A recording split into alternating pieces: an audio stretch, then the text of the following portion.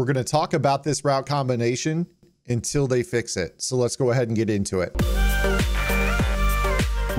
What is up, guys? Dan from the Madden YouTube channel. In today's video, we're going to be talking about the wheel seam combination yet again. This time we're going to be breaking it down out of the gun cluster formation. Now, you guys may have seen my video earlier in the week out of the gun tight in the New Orleans Saints offense. You guys have certainly seen the vertical setup out of gun bunch and the gun bunch offset. This route combination is literally everywhere in Madden 22. And the purpose of these videos aren't to show you the same concept over and over again, as much as it is to show you guys how EA basically needs to get back into the lab and fix this route combination, or fix the way that cover 3 in general reacts to this route combination. Now, it is no secret at this point in the year that EA launched the worst state of zones that we have ever seen in the history of Madden. At least for me personally, the worst that I've ever seen. The deep half zone might be the worst zone in the game. Cover 3 is doing some really goofy stuff. You're allowing routes that don't have clear out routes around them to get open against coverages that shouldn't really be allowing those routes to get open. And today's video out of the gun cluster is going to show you guys yet again that exact same style of issue that we're seeing in the game. So let's go ahead and take it to the field. You can call this against any cover 3. And what we're going to do here is call mesh post with our receivers to the wide side of the field. Now, this play is a really nice play. Obviously, you guys know that mesh post in the gun bunch is actually a really popular play every single year. This isn't quite the same as that, but what we're going to do is we're going to put the solo receiver on a streak. And then we are going to take our B receiver who's on the post initially, and we're going to put him on a streak as well. Now, from here, you have 2 wildcard players. You could go ahead and put the tight end on anything you want. If you happen to be lucky enough to have Kittle and Mutt, you guys can use a tight end apprentice or a slot apprentice. I believe this would require in this position.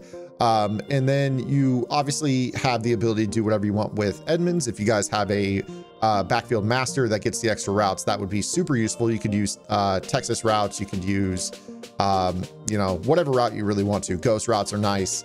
But obviously on this play, we've got a table route. So if you wanted to, honestly, you could go ahead and maybe set up a nice little flooding combination if you guys are running with stock hot routes. But the issue with this play is going to be not the safety in center field who's responsible for basically having to split the difference between 2 seams. The double seam concept is a concept that we see all the time in real life that teams will use to attack a post safety because he can't really play both sets of numbers at the same time.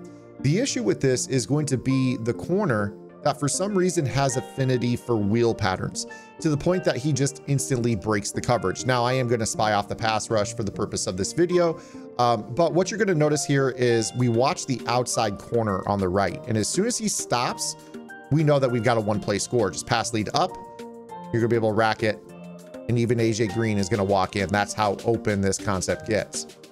So as you can see right here, we are in the cover 3 defense. The outside corner in a cover 3 is basically going to play his man vertically and also be responsible for peeking in at the slot if there is a vertical there. So when this ball gets snapped, the first thing you notice is that we have the outside receiver running a vertical pattern. He's going to go ahead and play that. Now, the route that was inside in the slot broke into the flat and then started to wheel up the field.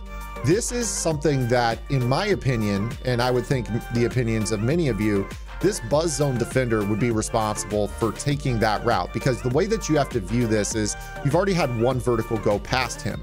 Now at this point, this route wheels up the sideline, and we should be leaving this purple zone to then match that receiver going down the field. And in fact, I'm going to go ahead and show that to you again here. This time I'm just going to go ahead and put the tight end on a deep in route from that standard spot.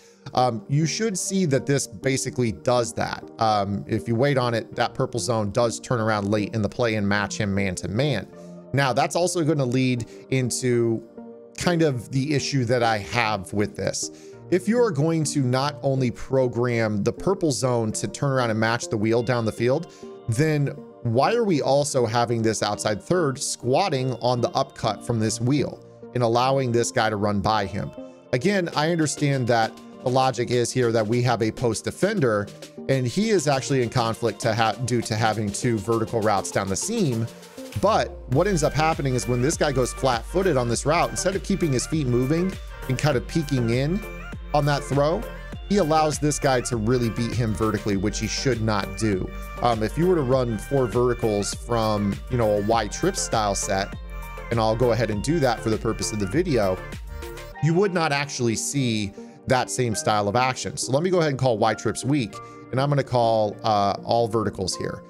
Now, of course, we do have issues from time to time with the purple zones and how they typically will, you know, just allow the slot receiver to run in. But basically the gist here is that the outside corner in a cover 3 is responsible for staying on top of the seam ball, because you can't allow that player to clear him and open up that throw over the top to the outside sideline, which is what is happening in these videos. So you're gonna see here how he keeps that responsibility of staying over the top of not only his vertical, but being able to keep an eye and peek on the inside and drive on that throw. And in fact, that's kind of the original Legion of Boom cover 3 style play where we saw Richard Sherman. He would very frequently be able to make, you know, breaks into that seam, like you kind of see right there, to, you know, at least be able to get a body on that player. Now, obviously Butler is not the player Richard Sherman was, but that's kind of the logic that I'm showing here, is that, you know, the outside third in a cover 3 is also supposed to be looking in the seam and try to respect the verticality of that route. So this is the issue that we're having. You see that in the video the other day, we have a running back on a wheel route out of the backfield that causes that same action. Truthfully, it just makes no sense that we've got a outside third responding to that particular route while we're also going to program the purple zones to play that way. So let me go right back into that play again, and I'm going to call cover 3 sky. And again, I'm going to go right back to that same route combo, but now we're going to go ahead and doctor this up a little bit more. Because we know that that purple zone is going to leave his assignment, why wouldn't we go ahead and run something deep in cutting from the backside of this formation, like a dig from Hopkins? Because if I know that that purple zone is going to leave, let me see if I can hold on to that. Actually, he didn't right there. So if we know that the purple zone is going to go ahead and match on this, what we would probably want to do is just go ahead and have some sort of backside route that's going to hit the sideline where that purple zone should be, but no longer is.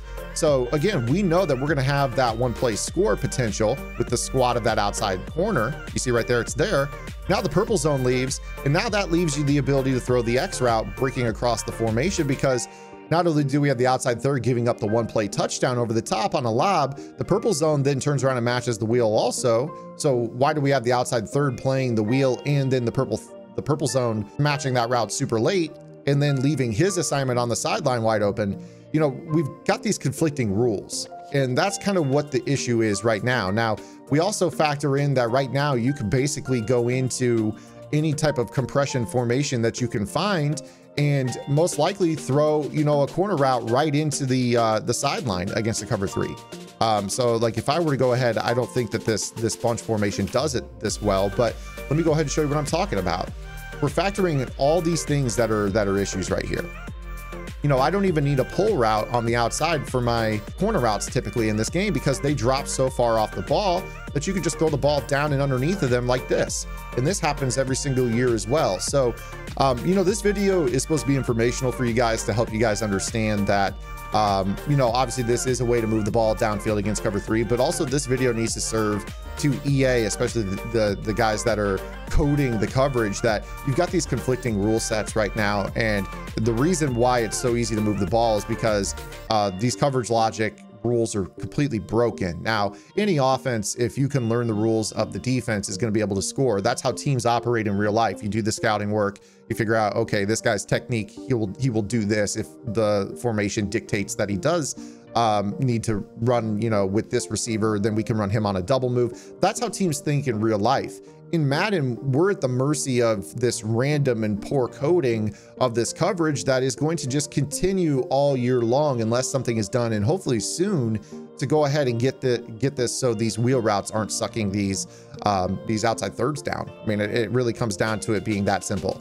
Now, I do want to finish off this video by showing you guys that this isn't just how to glitch cover 3 or whatever. Honestly, I would go ahead and mix in this type of play along with probably doing something like this, where you could go ahead and have this whip route return out into the flat. You see how I'm going to be able to throw that out there underneath. Again, if we're going to have that purple zone matching the wheel, you might as well whip a tight end out into the flat, allowing you to kind of hit that throw, right? And then that also gives us the ability, while we're not going to have the one play touchdown down the middle, but we can still come back with the post found in mesh post and throw that, you know, into this area of the field behind and use the X receiver as a clear out. So this play is actually really, really good. You know, it's a fantastic play, but the problem is the game is so broken defensively that every play, even the ones that are really good, they don't get the shine that they deserve, because basically any route combination, you can just throw slop on a wall right now and you're going to find an open receiver, and usually a catastrophically blown coverage. I mean, look at that right there. I mean, that purple zone has the ball's out and the purple zone has no idea the ball's out, and it's turning around and matching a wheel. And you know, at any point in time, if you call cover 3, you're at the mercy of this coding where I'm just gonna have the B receiver just go ahead and throw the streak up, and it's gonna be a one play score every single time. So there you guys have it. I hope you guys enjoyed the video. If you did, make sure you guys drop a like on it. If you have any questions, comments, concerns, or complaints, drop those below. Also, make sure you guys are checking out my strategy website, gridirongameplans.gg. I know the coverage is in a really, really bad spot right now, but in the first 2 weeks, I put up close to 30 videos, most of them on defense, focusing on how to not only bring pressure at the meta formations, but also trying to find answers for how broken the coverage is right now. I actually just dropped some hybrid coverage tips on the site. People are really, really having good success with them, talking about it in our Discord channel. So hopefully I'll see you guys over there in the Discord channel. Otherwise, we'll see you guys right back here on Monday with our next video upload. Until then, this is Zan. Get in the lab, man. Good luck.